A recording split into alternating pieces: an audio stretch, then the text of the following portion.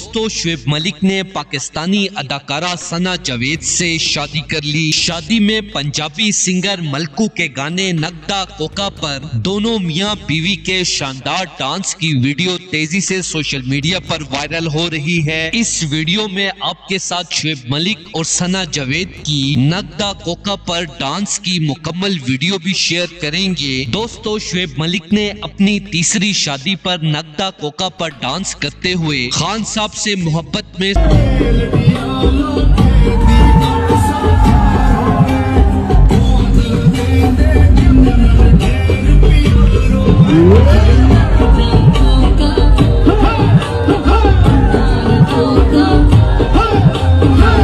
एक तो हम डिफरेंट कंट्रीज से हैं और दोनों की कमिटमेंट। दिल दुखता है जब इस तरह की बातें होती हैं?